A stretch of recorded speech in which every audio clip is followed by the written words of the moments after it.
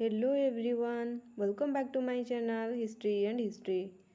तो पिला माने आज आम आलोचना करवा +3 फर्स्ट ईयर फर्स्ट सेमिस्टर जो रही मेजर पेपर 1 बा कोर पेपर 1 यहाँ रही तुम history of India 1 from prehistory to Vedic age. ये पेपरटा तुम प्री हिस्ट्री टू स्टार्ट करके वैदिक एज पर्यंत बुझी। तो प्री हिस्ट्रीटा देख पिला माने स्टार्ट होता तुम कौटू ये देख यूनिट 1 यूनिट 2 देजी।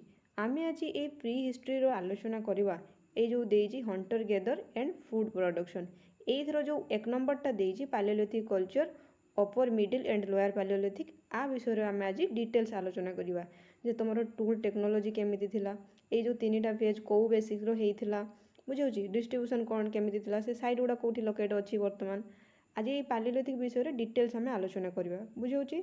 तो वीडियोटा को फुल देखियो पिला माने जदि डाउट किछि रहइबो कमेंट मते पछरिबो। तो चलो स्टार्ट करिबा। तो फर्स्ट क्वेश्चन देखो पिला माने फर्स्ट कहूची पैलियोलिथिक शब्दर अर्थ कोन। ए जो पैलियोलिथिक रो शब्दर अर्थ कोन ना पैलियोलिथिक शब्दटी दुईटी ग्रीक शब्द गुटे होची पैलियो जहार माने होची पुरातन एवं लिथिक होची कोन प्रस्तर रु सृष्टि होईची।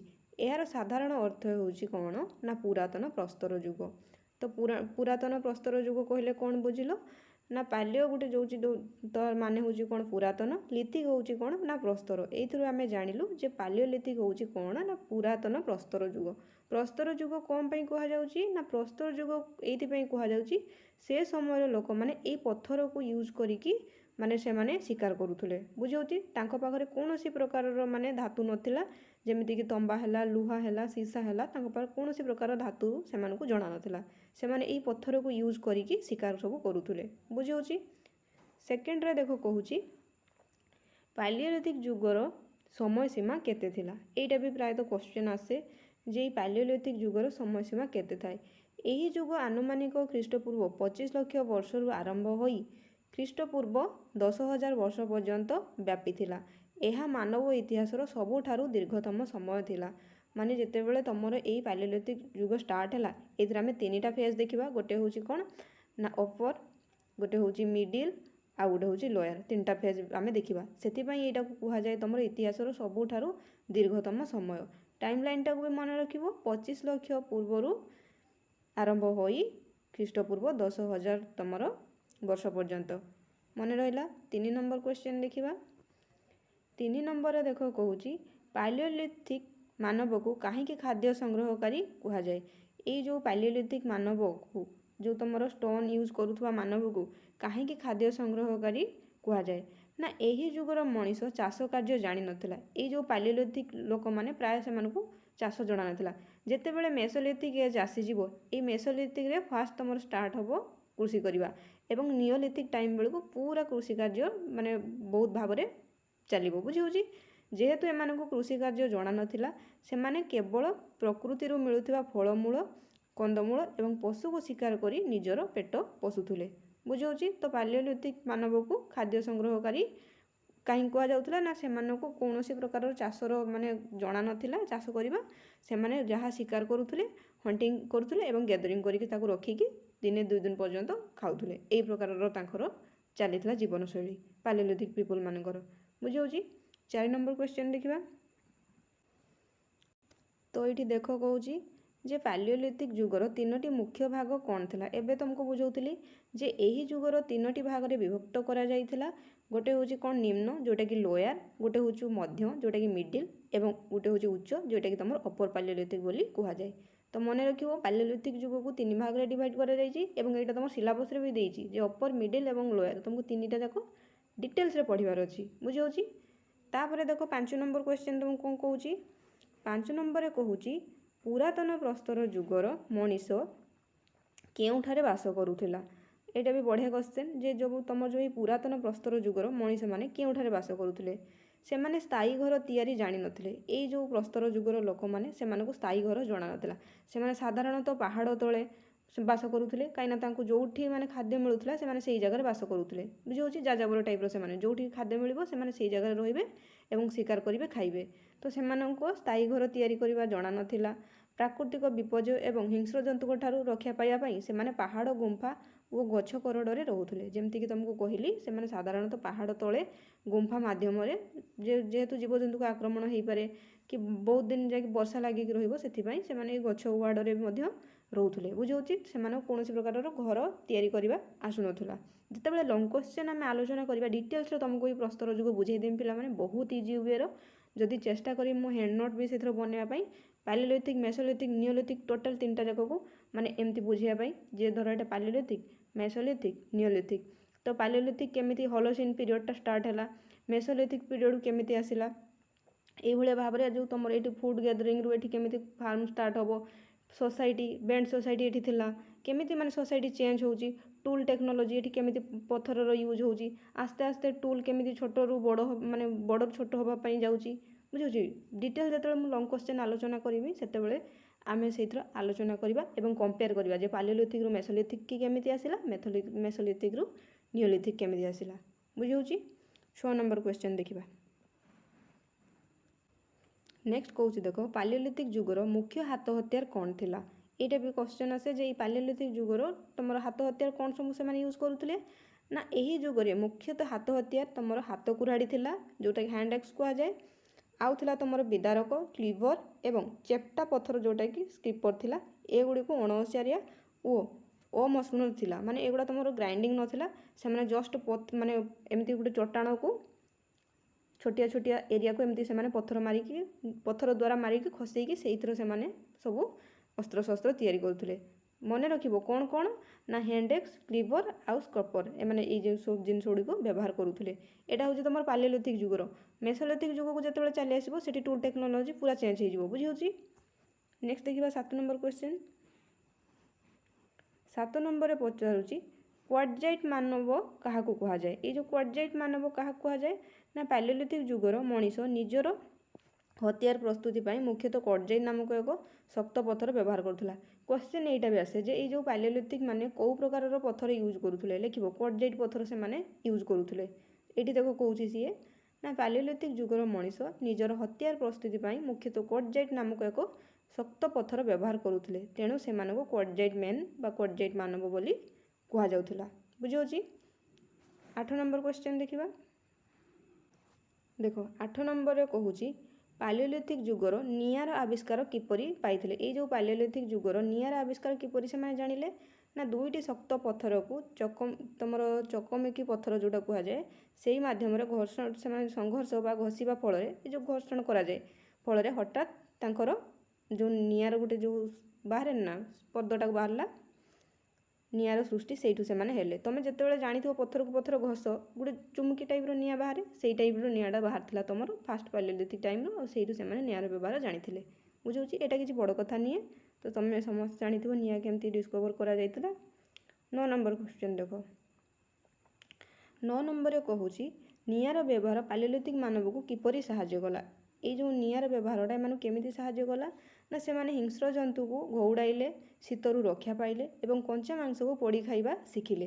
फास्ट तो जेहेतु पाखर कौन प्रकार माने वस्त्र से परिधान करूनुथिले, तो जिते निआं जलिबा स्टार्ट है तो देह उषुम रहिला, शीतरु रक्षा पाइले एवं कंचा मांस को पोड़ी खाइबा शिखिले।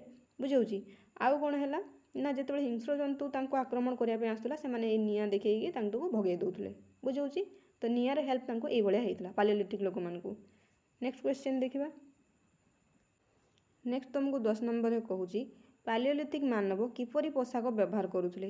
ये जो पालियोलिथिक लोक मैंने से आधुनिक पोशाक विषय जानी नथिले। शीत और खरार रक्षा पाइबापी पशु चमड़ा, गछर बकल बा छाली पत्र को पोशाक भाव में व्यवहार करुले। साधारणतः बहुत जगह देखा जाए जे पालियोलिथिक लोक मैंने पोशाक व्यवहार करुनथिले, जेहेतु माने वर्षा टाइम है कि शीत टाइम आसला से समय वेदर तो माने सब समय सामान न थाए, से ये सब जिनस को माने छाली है, बकल है, पत्र है, युवा को से परिधान करुले। तापर 11 नंबर देखल जे ये भीमबेटका कहीं प्रसिद्ध थिला। यहाँ तुम माने मेसोलिथिक टाइम आस जाऊँगी, तथापि देख भीमबेटका कहीं तुम प्रसिद्ध थिला ना, मध्य प्रदेश भीमबेटका होउची एक प्रसिद्ध पालियोलिथिक गुंफास्थली। बुझी एठारे आदिम मनीष द्वारा अंका जाइथिबा अनेक प्राचीन शैलीर रॉक पेंटिंग देखा मिले। जितेबाला आम प्री हिस्ट्री पढ़ू ପାଲିଓଲିଥିକ୍ ହେଲା, ମେସୋଲିଥିକ୍ ହେଲା, ନିଓଲିଥିକ୍ ହେଲା, ସେତେବେଳେ ଭେରି ଭେରି ଇମ୍ପୋର୍ଟାଣ୍ଟ କ'ଣ ନା ତୁମର ଏଇ ଭୀମବେଟକା। କାହିଁକିନା ପ୍ରାୟତଃ ଯେତେବେଳେ ଲଙ୍ଗ୍ କ୍ୱେଶ୍ଚନ୍ ଆସେ ଏଇ ଭୀମବେଟକା ପେଣ୍ଟିଂ ଉପରେ ଆସେ ଯେ ଯେଉଁ ଏଇ ଭୀମବେଟକା ପେଣ୍ଟିଂଟା ଥିଲା ସେଥିରେ କ'ଣ କ'ଣ ସବୁ ପଶୁପକ୍ଷୀଙ୍କ ଚିତ୍ର ଥିଲା ଆଉ କ'ଣ କ'ଣ ନଥିଲା ଏଇଟା ବି ତୁମକୁ ଲେଖିବା ପାଇଁ ପଡ଼ିବ। ଡିସ୍କଭର କିଏ କରିଥିଲେ ଏଇ ଭୀମବେଟକା ପେଣ୍ଟିଂ, ଏଇଗୁଡ଼ା ବି ତୁମର କ୍ୱେଶ୍ଚନ୍ ଆସେ। ଏଇଟା ଗୋଟିଏ ଗୁମ୍ଫାର ସେଇ କାନ୍ଥରେ ବିଭିନ୍ନ ପ୍ରକାରର ପଶୁପକ୍ଷୀଙ୍କର ଚିତ୍ର ହୋଇଥିଲା। ଆଉ ସେ ଚିତ୍ରରେ ଦେଖିବ ପିଲାମାନେ ବିଭିନ୍ନ ପ୍ରକାରର ସୋସାଇଟିକି ସେତେବେଳେ ଦର୍ଶାଯାଇଥିଲା। କେମିତି ଡାନ୍ସ କରୁଥିଲେ ଲୋକମାନେ, ଏମିତି କାଠି ଟାଇପ୍ର ଥିଲା, ଯିଏ ଦେଖିଥିବ ଜାଣିଥିବ ଭୀମବେଟକା ଲୋକମାନେ ଏମିତି ହାତକୁ ହାତ ଧରିକି କେମିତି ଡାନ୍ସ କରୁଥିଲେ।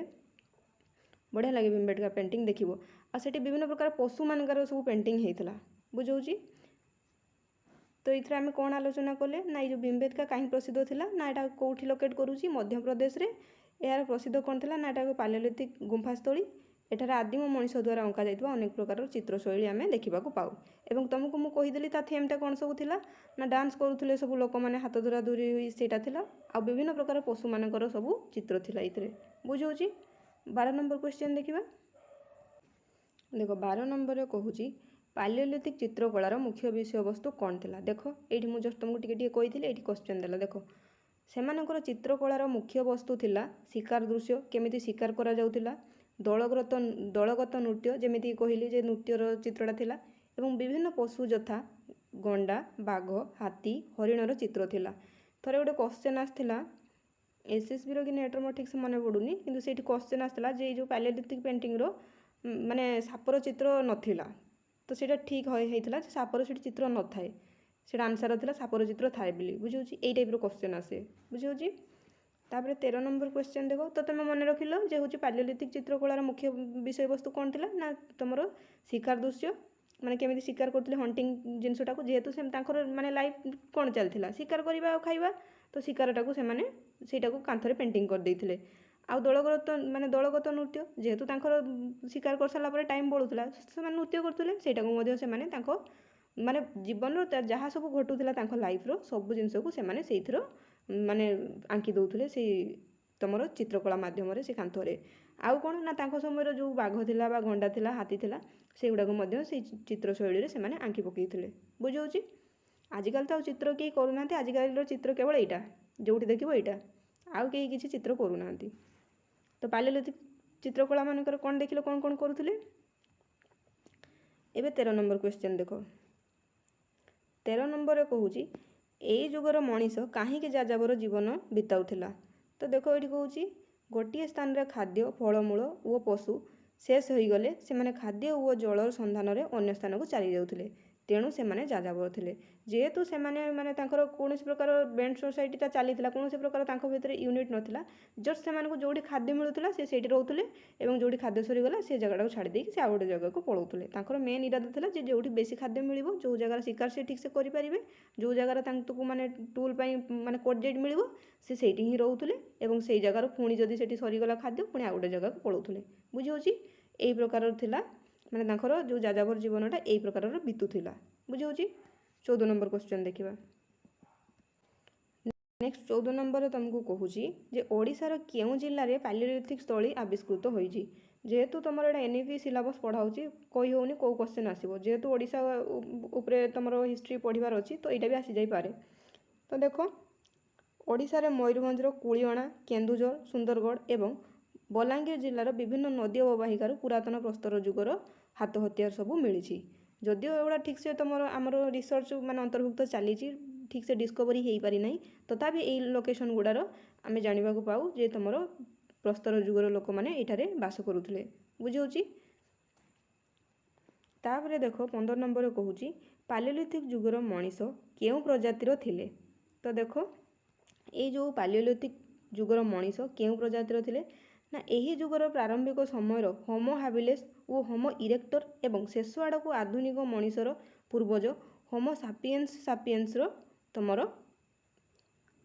ଆବିର୍ଭାବ ହୋଇଥିଲା। ତୁମେ ଯେଉଁମାନେ ପଢ଼ିଥିବ ଏଇ ପାଲିଓଲିଥିକ୍ ପୂର୍ବରୁ ପ୍ରି ହିଷ୍ଟ୍ରି ଟାଇମ୍ଟା, ସେଇଥିରେ ଆମେ ଗୋଟେ ପଢ଼ୁ ଏଇ ଯେଉଁ ତୁମର ହୋମୋନିଡ୍ ମାନଙ୍କରେ ତ କେମିତି ମାନେ ତାଙ୍କର ଷ୍ଟାର୍ଟ ହେଇଥିଲା ଏବଂ ତାଙ୍କର ଯେଉଁ ଟାଇମ୍ ଲାଇନ୍ଟା କେମିତି ତୁମର ଫାଷ୍ଟ ହୋମୋ ହାବିଲେସ୍, ହୋମୋ ଇରେକ୍ଟର, ତାପରେ ହୋମୋ ସାପିଏନ୍ସ, ହୋମୋ ନିଆଣ୍ଡରଥଲ୍ସ, ଏଇମାନଙ୍କର ଯେଉଁ ପ୍ରଜାତିଟାକୁ ସେ ପଚାରୁଛି ପାଲିଓଲିଥିକ୍ ଯୁଗର ମଣିଷ କେଉଁ ପ୍ରଜାତିର ଥିଲା। ତ ଏଇଠି ଆମେ ଜାଣିଲେ ଯେ ହୋମୋ ହାବିଲେସ୍ ହୋମୋ ଇରେକ୍ଟର ଏବଂ ହୋମୋ ସାପିଏନ୍ସ।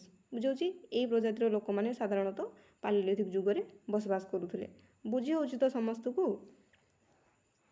16 ନମ୍ବର କ୍ୱେଶ୍ଚନ୍ ଦେଖିବା। 16 ନମ୍ବରରେ କହୁଛି ପାଲିଓଲିଥିକ ସମାଜର ଗଠନ କିପରି ଥିଲା। ତ ଦେଖ ସାଧାରଣତଃ ସେମାନଙ୍କର କୌଣସି ଜଟିଳ ସମାଜ ବ୍ୟବସ୍ଥା ନଥିଲା। ସେମାନେ କେବଳ ଶିକାର କରିବା ପାଇଁ ହିଁ 20ରୁ 30 ଜଣ ସଦସ୍ୟଙ୍କୁ ନେଇ ଛୋଟ ଛୋଟ ଦଳ ବା ବ୍ୟାଣ୍ଡରେ ରହୁଥିଲେ। ଯେମିତି ମୁଁ ତୁମକୁ ଷ୍ଟାର୍ଟିଂରୁ କହିଲି ଯେ ସେମାନଙ୍କର ବ୍ୟାଣ୍ଡ ସୋସାଇଟିଟା ଥିଲା, ମାନେ ସେମାନେ 10 ଜଣ 20 ଜଣଙ୍କୁ ଧରିକି ଗୋଟେ ଗୋଟେ ତୁମର ଗେଦରିଂ ହେଉଥିଲେ ଏବଂ ସେମାନେ ଶିକାର କରିକି ନିଜ ନିଜ ଭିତରେ ଖାଦ୍ୟ ବାଣ୍ଟିକି ଖାଉଥିଲେ। ଏମିତି ନୁହେଁ କି ସେମାନେ ପୁରା ବର୍ତ୍ତମାନ ଯେମିତି ଆମେ 3 ଜଣ 4 ଜଣ ମିଶିକି ଗୋଟେ କାମ କରୁଛୁ, ମାନେ ସେମାନଙ୍କୁ ମାନେ ସମସ୍ତଙ୍କୁ ସମାନ ଭାଗ ଦେବା। ତାଙ୍କ ଭିତରେ ବି ମାନେ ସେତେବେଳେ ଝଗଡ଼ା ମାରପିଟ ଏଇ ଟାଇପ୍ର ଜିନିଷ ହେଉଥିଲା, କାହିଁକିନା ତାଙ୍କର ମୋରାଲିଟି ସେତେ ବି ଡେଭଲପ୍ ହେଇନଥିଲା। ବୁଝାଉଛି।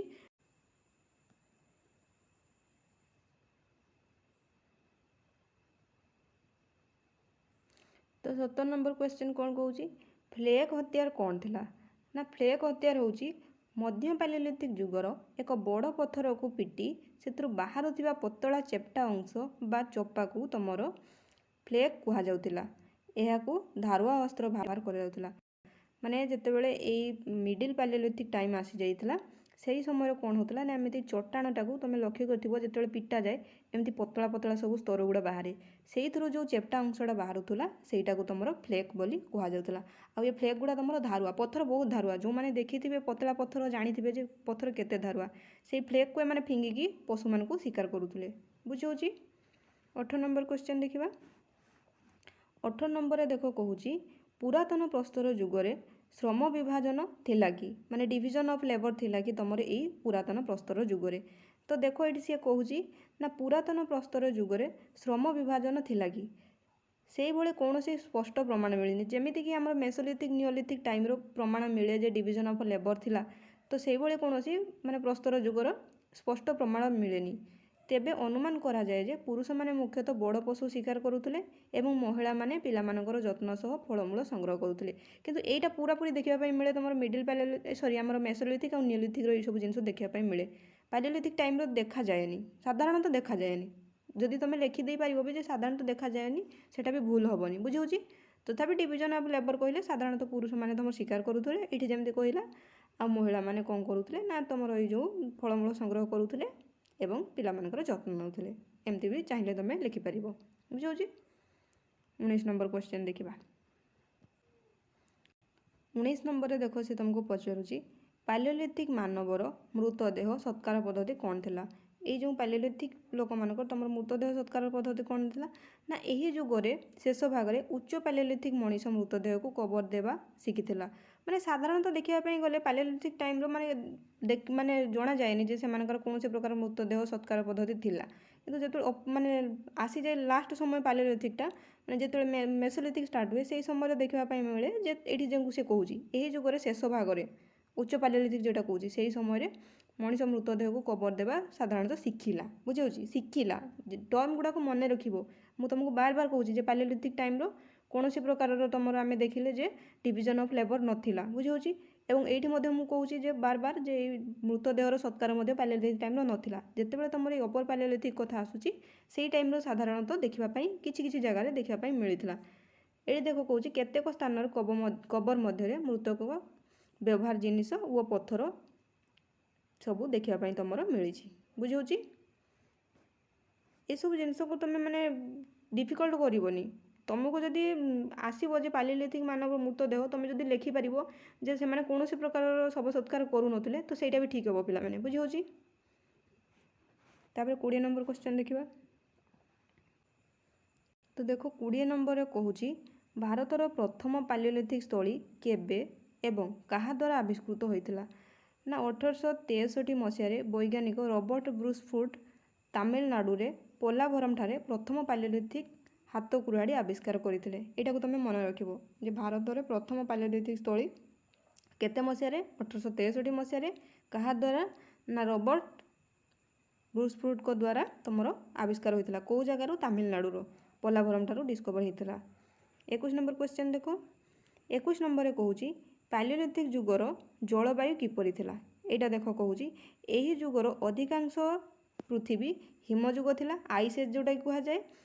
तो यही जो हिमजुग दे गति करुला चारिआडे प्रबल शीत एवं बरफ आच्छादित हो रही था। तो ये पालियोलिथिक जुगटा को तुम आइस एज कहुए।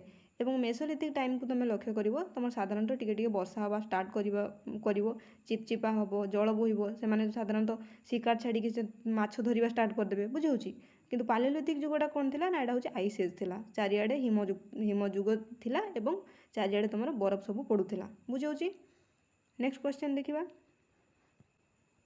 नेक्स्ट तुमको कहूँ बेलान उपत्यकार गुरुत्व कौन थिला ना उत्तर प्रदेश बेलान उपत्यकार पालियोलिथिक मेसोलिथिक और नियोलिथिक तीनोटी जगार प्रस्तर जुगर क्रमागत प्रत्नतात्विक अवशेष देखा मिले। यही जो बेलान उपत्यकार बा बेलान भैली तुमको पालियोलिथिक मेसोलिथिक और नियोलिथिक जुगर माने तीनोटी जुगर प्रस्तर जुगर क्रमागत प्रत्नतात्विक अवशेष देखा मिले। माने तुम से पालियोलिथिक भी लोक ये जगह बास करुले मेसोलिथिक भी लोक ये जगह बास करुले एवं नियोलिथिक जुगर लोक मैंने भी यही जगह बास करुले। साधारणतः गोटे गोटे साइट्र देखापी मिले जो पालियोलिथिक लोक बास करुवे से मेसोलिथिक लोक न था गोटे गोटे जगह जब मेसोलिथिक थे से तुम नियोलिथिक लोक थे किंतु ये बेलान भैली आम तीन जाक स्तर पाऊँ जे पालियोलिथिक लोक भी बसबास करुले मेसोलिथिक भी थे नियोलिथिक मैंने भी थे मन रख। 23 नंबर क्वेश्चन देखा। 23 नंबर कहूँ कोर हाथ तैयारी क्या कहुए। यहाँ गोटे गुरुत्वपूर्ण क्वेश्चन। एक बड़ पत्थर चारिपाखु छोट पत्थर खंड आघात कर बाहर करदेवा बाकी रोकवा मझी अंशटी को कोर कहुए। मुझे तुमको 3 प्रकार देखी टूल टेक्नोलोजी। फास्ट देखी तुम ये जस्ट पूर्व देखी कौन फ्लैग आम देखीलु केमती पतला पतला सब बाहर से फ्लैग हुए। ये कहूँ देख एक बड़ पत्थर चारिपाखु माने एमती गोटे बड़ पत्थरटा को तुम एपटू एपटू एपटू एपटू खंडी नेला मझी जगटा जोटा रुहे तो सही पत्थर खंड को आघात कर बाहर करदेवा बाकी रोकवा मझी अंश को कोर कहुए। यही अंशटा को तुम कोर कहुए। तापर कहूँ देख निम्न पालियोलिथिक जुगरे यह हाथ कुराड़ी तैयारी होता जितेबाला तुम निम्न पालियोलिथिक जुग आसला लोअर पालियोलिथिक यही जुगरे तुम यह हाथ कुराड़ी भाव में व्यवहार करा बुझे। तो पिला माने आमे आज 23टा क्वेश्चन आलोचना कलु बहुत गुरुत्वपूर्ण सब क्वेश्चन आ तुमको जब पालियोलिथिक विषय जाना ना ये सब भिडटा को फुल देखो जदि किसी डाउट हुए मत कमेंट्रे जनइब बुझे। आ वीडियो जदि भल लगी पे लाइक कर तुम सांग मान शेयर कर नुआ जो मैंने अच्छे सब्सक्राइब कर बुझे। Thanks for watching.